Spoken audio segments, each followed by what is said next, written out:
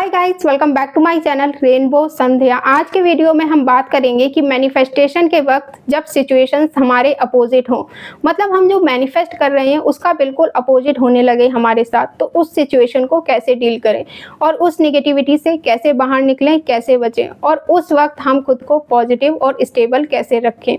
आज इस वीडियो में आपको आपके सारे क्वेश्चन के आंसर मिल जाएंगे। आपको आपकी सारी प्रॉब्लम, सारे कॉन्ट्रास्ट, सारे रेजिस्टेंस एक ब्लेसिंग की तरह लगने लगेंगे। देखो, पहली बात तो ये है कि आप जो भी मैनिफेस्ट करते हो ना, उसके लिए यूनिवर्स आपको बहुत ज़्यादा टेस्ट करता है। आपकी मैनिफेस्टेशन के रिगार्डिंग आपको टेस्ट किया जाता है और टेस्ट इसलिए किया जाता है, टेस्ट करने का रीज़न ये है कि यूनिवर्स आपसे कंफर्मेशन चाहता है, आपसे श्योरिटी चाहता है आपकी मैनिफेस्टेशन के लिए। वो सुप्रीम पावर आपसे बार बार ये क्वेश्चन करती है कि आर यू श्योर, तुम्हें यही चीज़ चाहिए। जैसे आप शादी या फिर लाइफ पार्टनर को मैनिफेस्ट कर रहे हो, तो उससे रिलेटेड कुछ कुछ नेगेटिव चीज़ें आपके सामने आएंगी कि आपका अपने मैनिफेस्टेशन पर कितना ट्रस्ट है। जैसे शादी से रिलेटेड नेगेटिव चीज़ें आपके सामने आएंगी कि इसका डिवोर्स हो गया, उसका डिवोर्स हो गया, उसके लाइफ पार्टनर ने धोखा दे दिया, उसके ससुराल वालों ने उसके साथ ऐसा कर दिया, उसके लाइफ पार्टनर ने उसको मार दिया, जला दिया। इस टाइप की नेगेटिव चीज़ें आपके सामने आएंगी। या फिर आप किसी स्पेसिफिक पर्सन को मैनिफेस्ट कर रहे हो, तो आप देखोगे कि उस इंसान का बिहेवियर चेंज हो जाएगा, आपकी बहुत ज़्यादा लड़ाइयाँ होने लगेंगी, वो इंसान बहुत ज़्यादा रूड हो जाएगा। या फिर आप जैसे कोई कार मैनिफेस्ट कर रहे हो, तो आपके सामने ये नेगेटिव सिचुएशन आएगी कि अचानक से आपके पास फाइनेंस की कमी हो जाएगी।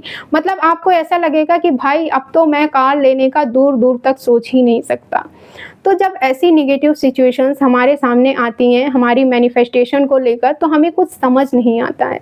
लेकिन माय डियर, इन नेगेटिव सिचुएशन के थ्रू यूनिवर्स आपसे ये कंफर्मेशन चाहता है कि क्या आप सच में उस इंसान से शादी करने के लिए रेडी हैं? क्या सच में आपको वही इंसान चाहिए?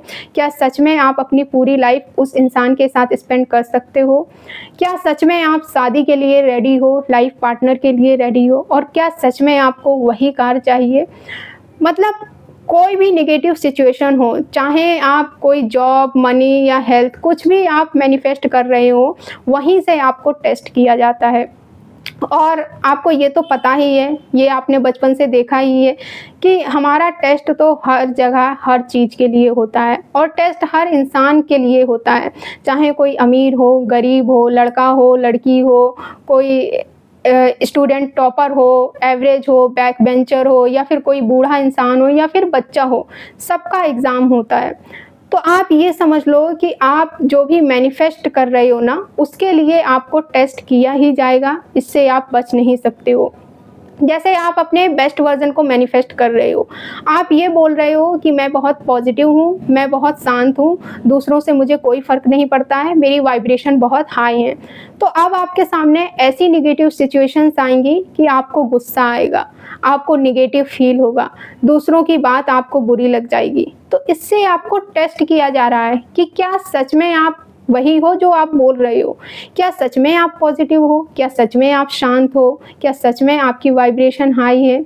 सच में आप वो हो जो आप बोल रहे हो? तो इस तरह से आपके सामने अपोजिट सिचुएशंस आने लगती हैं और आपको लगता है कि मैं तो लॉ ऑफ अट्रैक्शन फॉलो कर रहा हूँ, फिर भी मेरे साथ अपोजिट चीज़ें हो रही हैं। तो यूनिवर्स आपको टेस्ट करता है हर एक चीज़ के लिए। यूनिवर्स आपसे ये कंफर्मेशन चाहता है कि आप श्योर हैं उस चीज़ के लिए कि नहीं।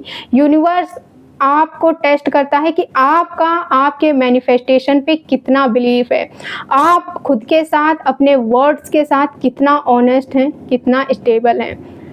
दूसरी बात यह है कि आपके मैनिफेस्टेशन और आपके कर्मों का एक दूसरे के साथ रिलेशन होता है। ये दोनों अलग नहीं हैं, जुड़े हुए हैं एक दूसरे से। जैसे आप बोलते हो ना कि हमें जो चीज़ चाहिए उसके लिए हमें बहुत ज़्यादा दुख, दर्द, परेशानी और बहुत ज़्यादा तकलीफ़ क्यों मिलती है हमें?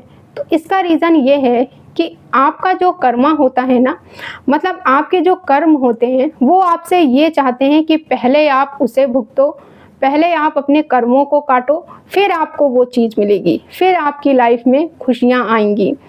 तो जब भी आप कुछ ऐसी चीज़ें मतलब अच्छी चीज़ मैनिफेस्ट करते हो, खुद को पॉजिटिव रखते हो, खुद को हील करते हो और खुद से प्यार करते हो, तो आपका जो कर्मा होता है ना, वो आपका हाथ पकड़ के आपको पीछे घसीटने लगता है जब भी आप अपने ड्रीम को अचीव करने की कोशिश करते हो। अगर आपको नहीं समझ में आ रहा है तो एक एग्जांपल से मैं आपको समझाती हूँ। जैसे आपने किसी को 10,000 रुपए उधार दिए। अब कुछ दिनों बाद वो इंसान आपसे बोलता है कि मैं शॉपिंग करने जा रहा हूँ, मैं एक बहुत ही बढ़िया ब्रांडेड फ़ोन लेने जा रहा हूँ, आईफ़ोन लेने जा रहा हूँ। तो आप उस इंसान से ये बोलोगे ना कि भाई पहले मेरे 10,000 रुपए लौटा दो, फिर तुम्हें जो खरीदना है, जो शॉपिंग करनी है, वो करना तुम। करोगे ना आप ये ऐसा? तो सेम ऐसा ही हमारे साथ भी होता है, हमारे कर्मों के साथ भी होता है। जैसे जिन लोगों का मन नहीं करता है ना कुछ भी काम करने का, जिन लोगों को बहुत आलस आता है और मतलब उन्हें सब कुछ पता है कि क्या करना है, कैसे करना है, पर फिर भी वो लोग बेड पे लेटे-लेटे वीडियो देखते रहते हैं, फ़ोन स्क्रॉल करते रहते हैं। पता है आपको आपकी ये सिचुएशंस क्यों हैं? क्योंकि आपका जो कर्मा है ना, आपके जो कर्म हैं, वो आपसे ये चाहते हैं कि पहले आप अपने कर्मों को भुगतो, फिर आप अपनी लाइफ़ में ग्रो करो। अब हम बात करते हैं कि हम इन नेगेटिव सिचुएशंस को कैसे ईज़िली डील कर सकते हैं। देखो, जब हम लाइफ़ में कुछ भी नहीं कर रहे होते हैं ना, जब हम ऑटो पायलट मोड पे चल रहे होते हैं, तो हमारी लाइफ़ में सेम चीज़ें ही रिपीट होती रहती हैं। जैसे डेली वही उठना, नहाना, धोना, खाना-पीना, सेम चीज़ें रिपीट हो रही हैं। तो अगर law of attraction journey, spiritual journey, self improvement journey start करने के बाद अगर आपके साथ कुछ अपोजिट हो रहा है, तो इसका मतलब ये है कि यूनिवर्स में आपकी मैनिफेस्टेशन के रिगार्डिंग कुछ चीज़ें हुई हैं। मतलब यूनिवर्स में आपकी मैनिफेस्टेशन के रिगार्डिंग कुछ तो हुआ है, यूनिवर्स ने आपकी मैनिफेस्टेशन को टच किया है। तो यहाँ पे आपको खुश होना चाहिए कि आपकी मैनिफेस्टेशन के रिगार्डिंग कुछ चीज़ें होना स्टार्ट हो गई हैं। यूनिवर्स ने आपकी मैनिफेस्टेशन पे काम करना शुरू कर दिया है, जिसकी वजह से आपकी लाइफ में चेंज आ रहा है और फिर वो चेंज चाहे पॉजिटिव वे में आ रहा हो या फिर नेगेटिव वे में आ रहा हो। तो इन नेगेटिव सिचुएशन से और इस टाइप की नेगेटिविटी से घबराओ मत, भागो मत आप। अगर अभी आपके सामने नेगेटिव सिचुएशन है, अपोजिट सिचुएशन है, तो आपको करना क्या है, आपको यूनिवर्स से ये बोलना है कि यूनिवर्स मैं इस टेस्ट के लिए रेडी हूँ। और आप ये देखो कि आपकी लाइफ में जो भी नेगेटिव सिचुएशन है ना, जो भी अपोजिट सिचुएशन है, वो आपको क्या सिखाने की कोशिश कर रही है, क्या लेसन देने की कोशिश कर रही है आपको।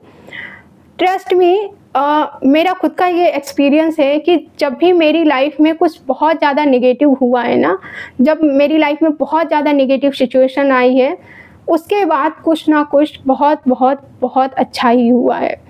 तो ये तीनों बातें हैं, इन तीनों में से आपके साथ जो भी रिलेट कर रही है, लेकिन उसके लिए आपको घबराना नहीं है।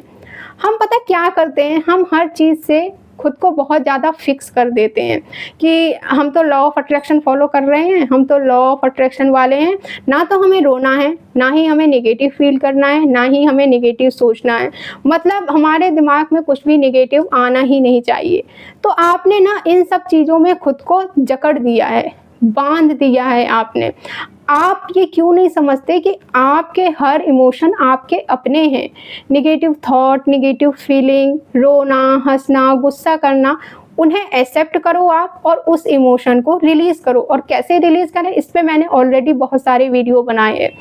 इमोशन रिलीज़ करने के बाद आपको क्या करना है, आपको खुद से ये बोलना है कि मैं यूनिवर्स के इस टेस्ट के लिए रेडी हूँ और मुझे पता है कि मैं इस टेस्ट को क्लियर कर लूँगा, पास हो जाऊँगा मैं इस टेस्ट में। तो आपको इन नेगेटिव सिचुएशन से डरने की या फिर घबराने की ज़रूरत नहीं है। ये जो नेगेटिव सिचुएशंस है ना, ये एक विलन की तरह है। जैसे एक मूवी में हीरो होता है तो विलन भी होता है, तो ये जो आपकी पूरी लाइफ है ना, ये भी एक मूवी है। तो आपकी लाइफ में कुछ लोग और कुछ नेगेटिव सिचुएशंस विलन का रोल प्ले कर रहे हैं, लेकिन मूवी तो आपकी है और इस मूवी के हीरो आप हैं। तो एंड में सब कुछ आपके फेवर में ही होगा, एंड में आपकी ही जीत होगी। सो आई होप आपको सारी चीज़ें क्लियर हो गई होंगी कि मैनिफेस्टेशन के वक्त नेगेटिव सिचुएशंस क्यों आती हैं और इन्हें कैसे डील करना है। फिर भी अगर कोई डाउट हो तो आप कमेंट में पूछ सकते हो। सो मिलते हैं हम फिर नेक्स्ट वीडियो में। Thank you for watching this video. Take care, bye.